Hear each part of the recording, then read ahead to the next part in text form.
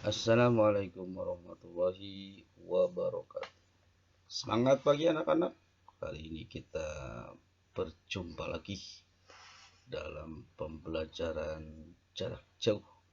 Masih belajar di rumah, penuh dengan semangat. Jangan lupa berdoa. Ya. Semoga kita semua ada dalam lindungan Allah Subhanahu wa Ta'ala. Tapi sebelumnya kalian boleh subscribe, yang belum subscribe dulu di channel Bapak, supaya kalian mendapatkan video-video terbaru. Baik, sebelum belajar kita baca surat Al-Fatihah. Ibarakatil Al-Fatihah. A'udzu billahi minasyaitonir rajim. Bismillahirrahmanirrahim. Alhamdulillahirabbil alamin. Ar-Rahmanir Rahim. Maliki yaumiddin. Iyyaka na'budu wa iyyaka nasta'in. Ihdinas siratal mustaqim.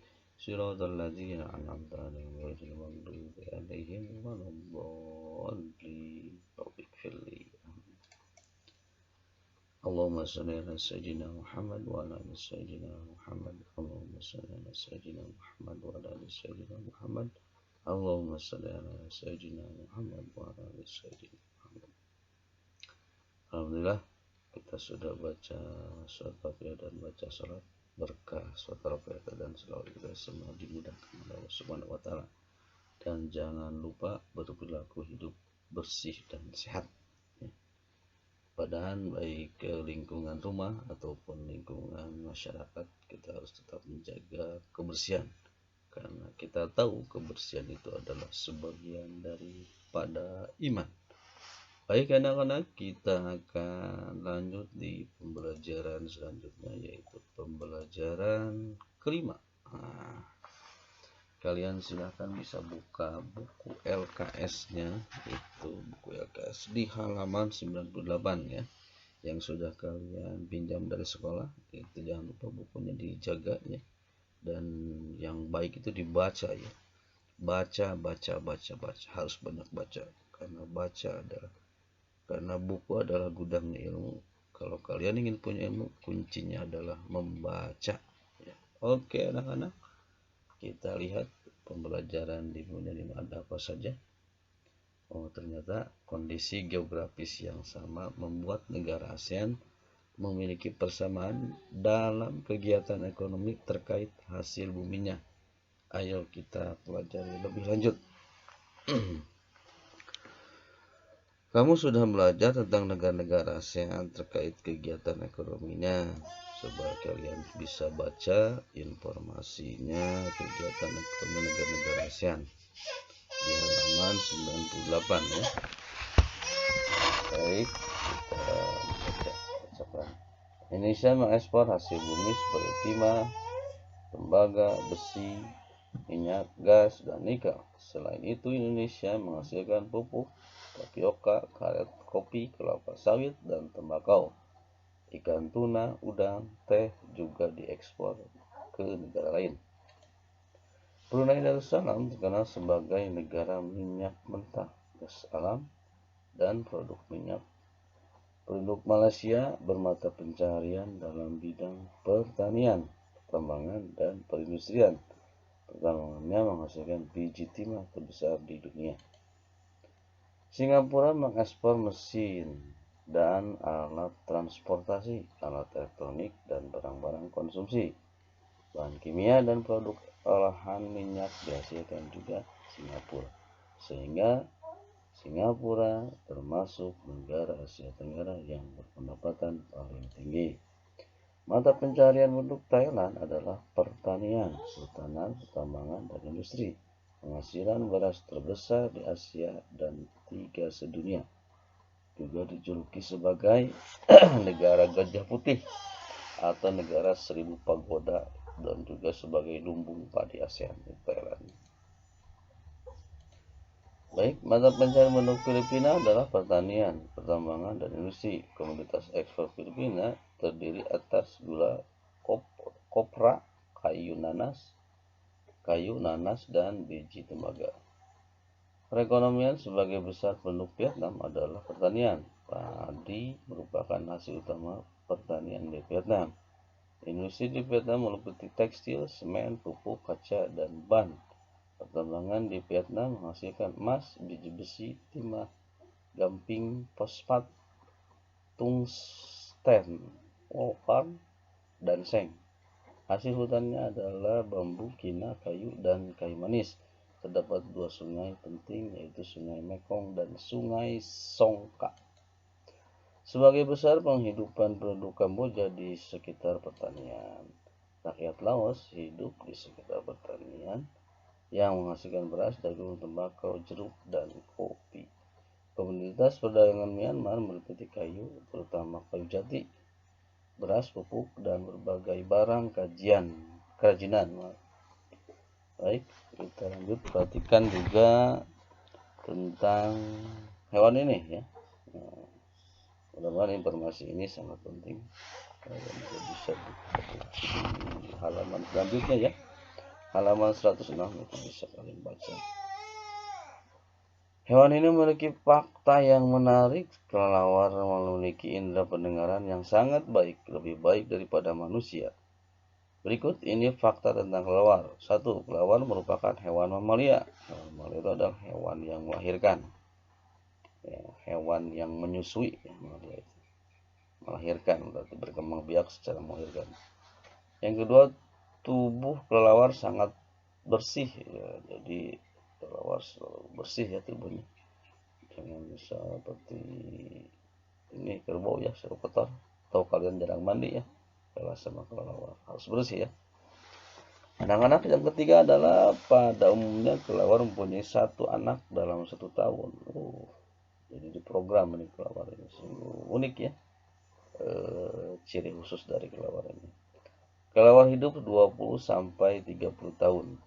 Yang kelima, kelelawar berperan besar dalam penyebaran dan penyerbukan tanaman. Jadi kelelawar juga membantu menyerbukan tanaman. Yang keenam, kotoran kelelawar yang menempel pada gua justru akan melestarikan ekosistem, karena pada kotoran tersebut beberapa bakteri dan organisme lain menggantungkan hidupnya. 7. Kelelawar tidur di siang hari dan mencari makan di malam hari. Yang unik kelelawar itu, kalau tidur kakinya ke atas. Coba kalau kalian bisa tidak gantung ke kelelawar, paling curah lihat tentunya. Baik anak-anak, informasi tentang kelelawar silakan kalian baca dan cari informasi lain baik di Google ataupun di perpustakaan tempat lain. Selanjutnya ada ikan hiu gergaji. Hiu gergaji hidup di Danau Sentani. Gergaji dikenal dengan nama pari atau hiu sentani karena memang hidup di Danau Sentani, Papua. Hiu gergaji menggunakan giginya yang berjumlah 14 hingga 22 gigi gergaji. Ia menggunakan giginya ini untuk mencari makan dan pertahanan diri. Tubuhnya berwarna keabu-abuan dan keramping. Ia dapat berenang dengan cepat. Nah, hiu gergaji ini memiliki ciri khusus. Ciri khususnya memiliki ini palu yang bentuk gergaji. Ini sebagai pertahanan hidupnya. Kalau ada musuh yang menyerang itu bisa diadang dengan gergajinya itu. Nah, banyak sebetulnya hewan-hewan yang memiliki ciri khusus. Ada katak. Ciri katak ini bisa hidup di dua alam. Terus ada lumba-lumba. Lumba-lumba ini bernapas menggunakan paru-paru dan suka menolong lumba-lumba ini. Ada juga cumi-cumi. Nah, biasanya cumi-cumi ini ciri khususnya menggunakan tinta hitam. Untuk apa? Untuk mengelabui musuhnya. Ada cecak. Tahu cecak di dinding ya.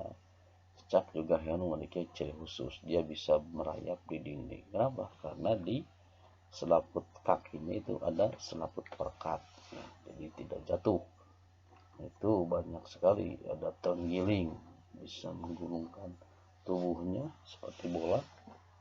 Itu untuk menjaga dari serangan pemangsa harimau dan sebagainya. Banyak, silakan kalian cari ciri khusus hewan-hewan yang ada baik di Google ataupun di perpustakaan atau cari buku, banyak sebetulnya untuk informasi selanjutnya. Baik anak-anak, kita lanjutkan belajarnya. Nah, ternyata belum selesai. Singkat saja, tidak usah pusing-pusing. Nah, sekarang kalian kerjakan tugasnya. Ya. Sebutkan 2 jenis kegiatan ekonomi negara ASEAN. Kalaupun tidak ada dalam buku, misalkan kalian bisa cek di bawah Google. Kegiatan ekonomi negara Indonesia, Pak, bisa sebutkan. Kan itu akan menambah pengetahuan kalian. Ya. Di Indonesia, Malaysia, dan Thailand. Soal yang kedua adalah sebutkan ciri khusus hewan. Hewan kelawar, hiu bergaji, cumi-cumi. Tadi sudah dibahas sebetulnya. Ya, kalian kerjakan saja. Tidak usah pusing-pusing. Apalagi sebentar lagi kita akan melaksanakan Lebaran ya, Lebaran Idul Adha. Mudah-mudahan Lebarannya lumayan lancar ya. Amin ya Allah. Amin. Soal yang ketiga adalah perhatikan teks bacaan di samping berikut. Nah, sini ada teks bacaan, kalian juga bisa lihat teks bacaannya di buku tematik halaman 107 ya. Siti dan teman-temannya diundang menghadiri acara syukuran di rumah Udin. Di sana banyak makanan. Di meja sebelah kiri ada ayam goreng, sate ayam, dan ikan bakar. Di meja sebelah kanan terlihat ada rendang dan soto ayam. Wah, Siti dan teman-temannya bingung memilihnya. Semua terlihat enak. Benny mulai berjalan mengambil 10 tusuk sate ayam, 2 rendang, dan sepotong ikan bakar. Siti mengambil 3 tusuk sate saja. Edo mengingatkan Benny agar mengambil makanan secukupnya saja. Nah, dari teks di atas, jawablah pertanyaan-pertanyaan berikut dan silakan kalian diskusikan dengan orang tuamu atau dengan kakakmu agar ini bisa dijawab dengan baik dan benar. Apa pendapatmu tentang sikap Benny? Nah, jadi pendapat kamu dituliskan, Benny seperti apa dari teks yang kalian sudah baca. Apa pendapatmu tentang sikap Siti? Dan yang terakhir, apa pendapatmu tentang sikap Edo? Baik anak-anak, terima kasih. Sampai di sini dulu pertemuan kita kali ini. Semoga belajar dengan Bapak, walaupun dalam video ini banyak kurangan. Semoga ada manfaatnya. Terima kasih. Selamat mengerjakan. Salam kesehatan. Assalamualaikum warahmatullahi wabarakatuh.